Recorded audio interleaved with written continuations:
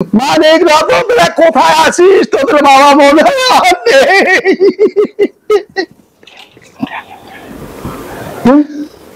হ্যাঁ কি হয়েছে মামা? বাবা বাবা বাবা দেখ, এফএক্স ইন্টারন্যাশনালের প্রজেক্টটা যদি আমরা পাই, আমাদের এখান থেকে কোটি কোটি টাকা আসবে। ভাইয়া তুমি একদম চিন্তা করো না, ইনশাল্লাহ ওই প্রজেক্টটা আমরাই পাবো। কে তোরা কি কাজ নিয়ে আলোচনা করছিস? তুমি ভাই শুনতে পেলো? এই তো বাবা, একটা ব্যবসা বাণিজ্য নিয়ে আলাপ করছিলাম, একটা বড় প্রজেক্ট হাতে এসেছে। তোরা যে ব্যবসা করছিস ভালো কথা, তোরা ব্যবসা কর। আমার যে সম্পদ ছিল তোদের তো ভাগাভাগি করে দিয়েছি। এখন তো আমার কাছে কোনো ঔষধ কেনার টাকা নেই। বাবারে আমার কিছু টাকা দে, আমি ঔষধ কিনবো। বাবা আমার হাতে না এখন কোনো টাকা নাই, তুমি এক কাজ করো, তুমি বড় ভাই থেকে এই মাসে টাকাটা নিয়ে নাও। কি রে ছোট, মাসের শেষ, এই মুহূর্তে কি টাকা থাকে? আর কত বড় সংসার, শ্বশুর শাশুড়ি অসুস্থ তার মধ্যে। বাবা তুমি এখন যাও তো, আমার হাতে এখন টাকা পয়সা নাই, আগে টাকা পয়সা আসুক তারপর তোমার ওষুধ কিনে দিব না। বাবারে একবেলা ভাত না খেয়েও থাকা যায়, কিন্তু একবেলা ঔষধ না খেলে আমার ব্যথাটা বেড়ে যাবে, আমার শরীরে একটা বড় ধরনের সমস্যা হয়ে যাবে। আহা বাবা, শুনতে পাও নাই? এখন মাসের শেষ, কারো হাতে টাকা নাই, আগামী মাসে টাকাটা পাবো। তোরা একবেলা ভাত আমারে কম দে, কিন্তু যদি একবেলা ঔষধ না খাই তাহলে তো আমি মারা যাবো। বাবা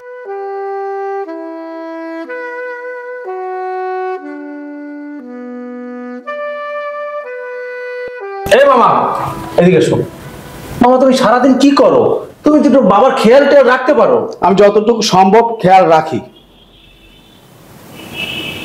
আরে বাদ দে, চল আমরা ব্যবসায়িক আলাপে ব্যাক করি। বলো ব্যবসায়িক আলাপ বলো।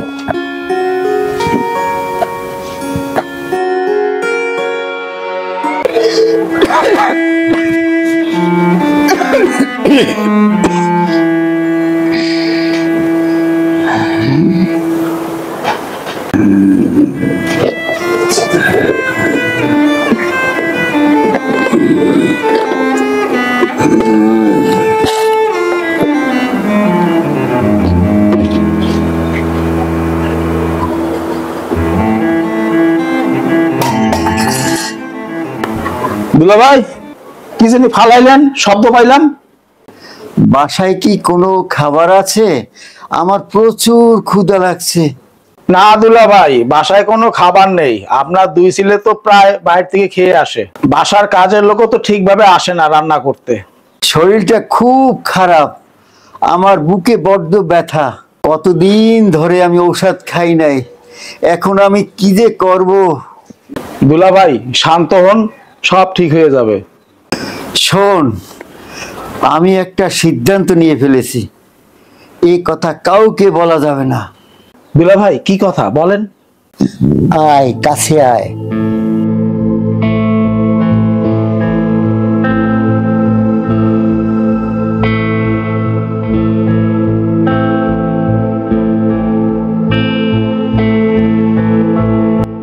একই দুলা ভাই, আপনি কি বলছেন?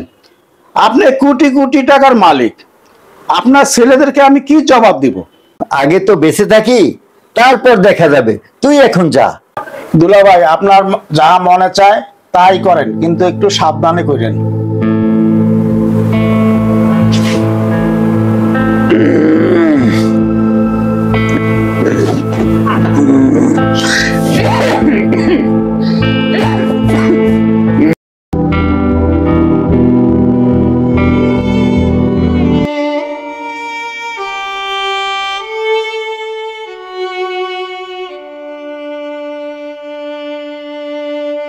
ভাই আমাদের ব্যবসা বাণিজ্য তো ভালোই আগাচ্ছে, এখন আমাদের দুজনে কাজ করলে আরো অনেক সামনে নেওয়া যাবে। ভাই তুমি আমাদের বাবা না শ্রমিকের কাজ করে, একদম বাবার মতো দেখতে। কি বলিস? বাবা হতে যাবে কেন? বাবার কি কম আছে যে এই শ্রমিকের কাজ করবে? ভাই তুমি ভালো করে দেখো, ওটা আমাদের বাবাই হবে, আমার বাবাকে তো আমি চিনি। দেখ ছোট ভাই, বাবা এখন কই থাকবে? নিশ্চয়ই তার রুমে ঘুমায় আছে। চল বাসায় গিয়ে দেখবি রুমে শুয়ে আছে। আচ্ছা বাসায় না হলে গেলাম, কিন্তু তুমি যদি তখন তাকে না পাও? বললাম তো এমনটা কখনোই হবে না। আচ্ছা চলো বাসায় চলো। চল।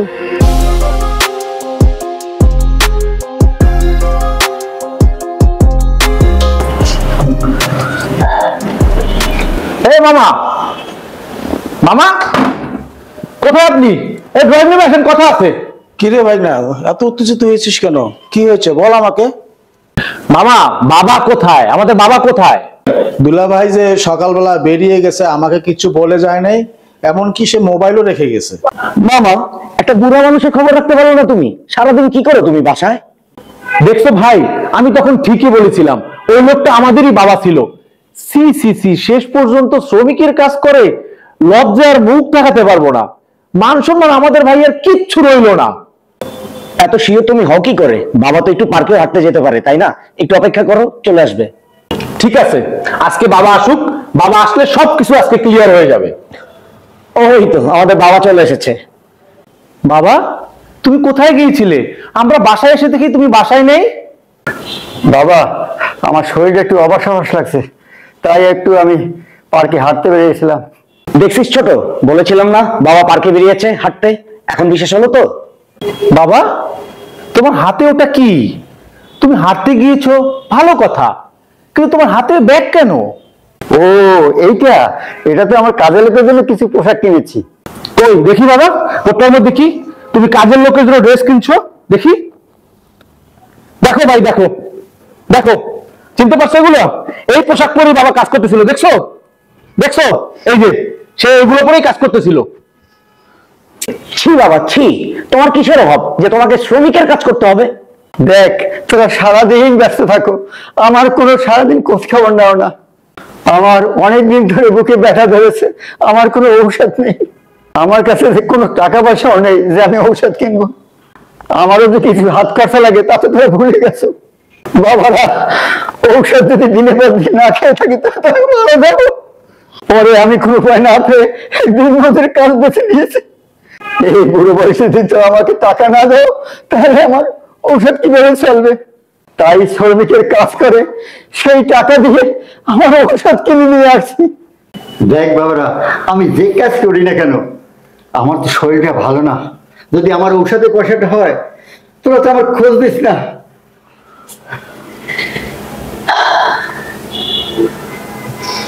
বাবা, বাবা যে সারাদিন এই কাজ করে বেড়ায়, এটা তুমি জানতে না? তোমাকে বলে নাই? তোর বাবা তো বলতে নিষেধ করছিল, তোর বাবার তো তোরা কোনোদিন খোঁজ খবর রাখিস নেই।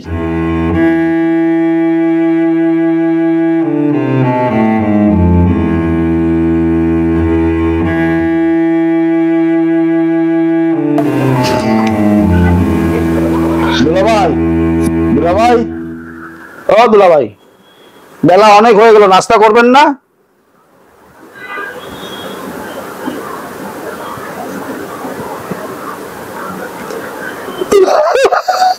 মানিক রতন, তোরা কোথায় আছিস? তোদের বাবা মনে হয় আর নেই।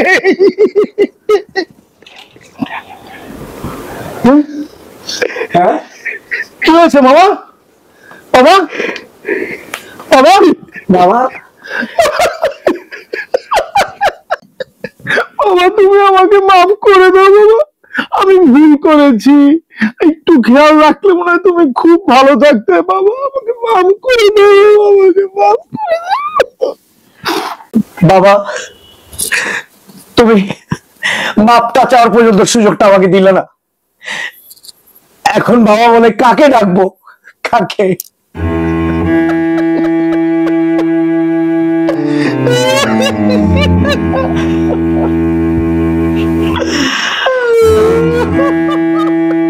বাবা